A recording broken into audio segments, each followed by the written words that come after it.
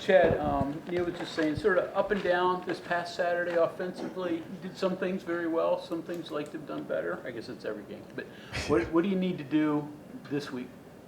We need to be pass the ball, and we need to pass the ball. I thought the receivers did a good job getting up. We got to trigger the ball at the quarterback and be able to pass the ball. And we got to not have as many. We gave up too many tackles for losses. I say tackle for loss. We gave up too many negative plays, whether that be a tackle for loss or a sack. So those would be two things we gotta get corrected this week. We got to be able to trigger the ball when we need to in the pass game, and then we got to eliminate all the negative plays. CFLs have been a big problem this year for the most part. Yeah. Anything in particular that caused I thought they did a pretty good job of mixing up the twist up front and, us trying to send some jump pressure. We saw a lot of pressure from the edge that we hadn't seen throughout the game plan, and so they had some good answers to stop some of the things we were trying to do in the motion game to split the defense. So they had some good answers for it. So we got some of the stuff we got to calm down a little bit and just line up and play ball. What are some of the things specifically that Texas Tech presents difficulties with defensively? I think they'll mimic a little bit of what Arizona did and what UCF did. I thought those two teams had good plans for us in regards to muddying up the front, confusing the offensive line scheme, and trying to take away lanes for the backs. And those are things we don't see that on film. On film, we see what we've always seen with all these teams. It looks like it's going to be a normal base defense. They're going to be gap sound and be what we see on film, and then they come out on Saturdays and look totally different than what we've seen. So I think we'll get some of that. So at this point, we've seen it a couple times now. So we're going to be, not to say do a lot, but we're going to be kind of simple in what we do, and so we can practice all the various looks so we can be prepared for the jump.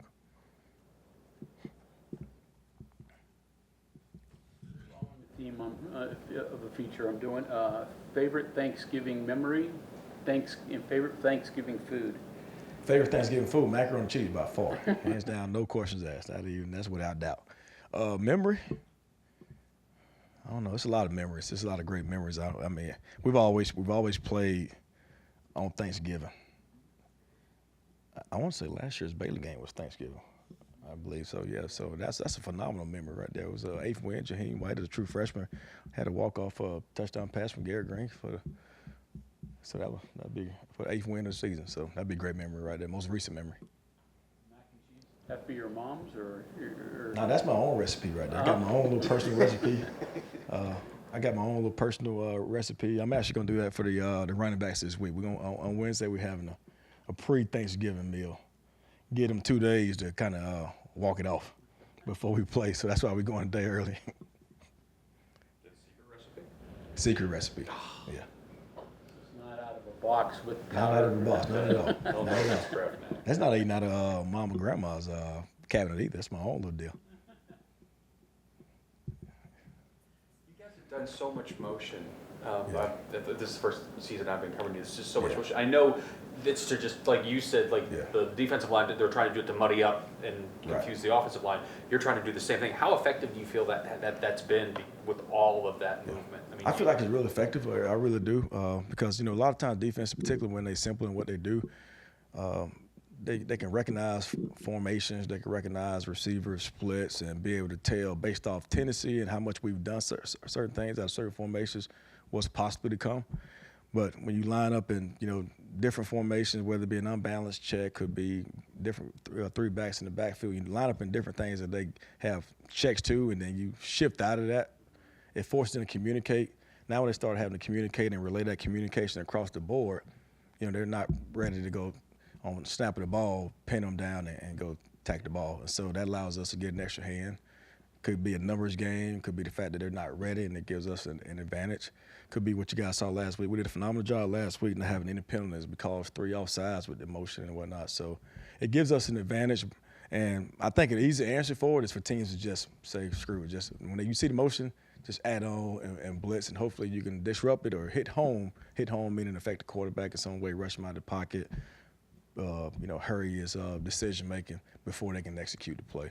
And so that's why we want to be a little bit more simple in what we're doing so we can work those various looks. But I think it has been very effective. And our guys like it. They like it. It's fun. You it creates a lot of confusion for them, creates a lot of space for guys to run the football, and creates a lot of coverage breakdown in the back end. That's why we got to be able to trigger the ball, because we've had a lot of coverage busts because of it. We just got to be able to trigger the ball. Yeah, 'cause it just seems like this game is so hinged upon just seconds or half seconds, and stuff like that gives you that half second, that Exactly. second, just to give them Right. that inch or that yard Exactly. to get open. Right, exactly. And like I say, and it's fun. We can kind of dictate at the tempo in which we play, which is really good. And it's been really good in the tempo in which we played, and we kind of dictate whether or not we want to play fast or slow. And then honestly, Garrett Green, it suits him. It gives him the best chance for us to go out and be successful with him leading us too. How would you evaluate the wide receivers right now? Hudson stepping up, and the last couple weeks there's been a little bit more drops than there have kind of been all year. That was a problem more last year. No, not really. I think we've done a better job creating space, when it's been man coverage. We just got to be able to trigger the ball when they're open. And they made some timely catches, like the Rodney Gallagher catch. What a phenomenal catch right there. And then, the Hudson Clement catch to ice it in the end. Like three, speaking specifically, the Rodney Gallagher catch, phenomenal catch. Man, that's a tough catch to make. He made that. The Justin Robinson catch on the 4th and 3, that's a critical catch that a week ago, that same play. He dropped that same play on the 4th down. So to see him come back and execute that was huge. And then obviously the play that I felt like iced it in the end, the catch by Hudson Clement. That was a ball that's thrown outside his framework. So I don't really think it's just that they hadn't had many catches. It's just been that some of the catches they might have dropped has come at crucial times, so that obviously sticks out a lot more. So it's easy. So it's great for them to come back a week later and make those same catches in a crucial situation. So it kind of. I'd imagine your mentality also is, though, going into this Texas Tech game, knowing the offense they're bringing to the table, that's the one game you got to have as little drops as no possible. doubt. Absolutely. Like, And then, the receivers and quarterback going to be a big deal. absolutely, it's going to be huge. And we got to do what we did this week. And what I mean by that, like we did a phenomenal job. We were 100% on 4th downs. And we weren't as good on 3rd downs. We were really good in the first half. Weren't as good, as a whole. But we're 100% on 4th down. And what that does, it wears down defenses, extends plays, and we did a phenomenal job. We controlled the possession of the game the entire game. We controlled the possession of the game every quarter. So if we can be better on 3rd downs and continue to be better, continue to do what we did last week, which is sustain the change movement on 4th down and stem plays, that's going to be huge for us. So that'll be the emphasis this week. And like I said, the receivers, I thought they did a good job last week getting open. We just got to be able to trigger the ball. When you say trigger the ball, is that a matter of trusting the just let it go, man. receivers, or what? I mean, what goes into that? Well, those guys with all the twisting and the different movement they did to create a couple of negative plays. Sometimes in the pass game, you get all that twisting and you just see different colored jerseys just crossing your face. But we're doing a great job covering it up.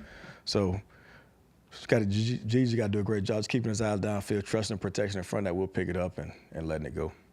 Chad, what's the next step that Clement has to take to become an elite receiver? And can you picture the day when he's catching 60, 70 balls in a year? I really can. He's done a phenomenal job in all season taking care of his body. He's been, for the most part, healthy. Missed a couple, I think, a game or so. The next step, I say the next step for him would be to, when he gets to the point where he does a phenomenal job catching, making tough catches, contested catches. And he's done this in the past where he's done a phenomenal job taking some of those catches and making the guy miss and going the distance. Had a couple of them last year. So for me, I think the next step would be for him when he's able to, make those catches and turn those, 16, 17-yard catches from 16, 17 yards to the big 40, 50-yard touchdown. He's not your fastest receiver, but I mean, how fast is he? He's actually he runs really well. It's late in the season. He's a bigger guy. He's added some weight to him, so that may impact a little bit how he plays and how fresh he is at this point. But he can run pretty good. We just got to be able to hit him in stride, keep him on the move. That'd be the biggest thing. We just got to do a great job hitting him in stride while he's still running, so he continue to keep his speed and go the distance. Chad, Traylon Davis does the dirty work, obviously. We Man. talked about it. And then you dial one up and he drops it. Man, I tell you what, first of all, no one more hurt than Traylon Davis. Trust me. That's the drop to remember. Yeah, there ain't no doubt. It was funny because on the headset, he said, "Man, Coach Brown, it's the touchdown here. You don't need to call an extra play because he's gonna score this right here. I just knew he was gonna be wide open. He was, and he dropped it. it's unfortunate. We'll find another way to get in the ball, but nobody's more hurt than him. I wish we could have put it on a little better, a little cleaner. He ain't used to catching the ball like that, so that's the ball that Cole Taylor catches all day long, but a little bit outside of Traylon's framework. For a couple of years now, he's talked about how he's okay not betting the pass catching option, but does anyone need to have a conversation with him now to keep his spirits up? Because that's pretty. No, he's good. He's good. He's good. And his teammates did a phenomenal job going to pat him on the back because they didn't, it wasn't a deal. You look at it sometimes, a guy like that blocks and he gets the opportunity, drops the ball. In some cases, you might think guys will laugh, but they understand how important that is to him and what it meant to him. So those guys immediately rallied to him and put their arm around, pat him on the back, told him the next opportunity to come, you'll get it. And I thought that was awesome. So he responded. Okay, anything else for Coach Scott? Yep. Thank you all. Happy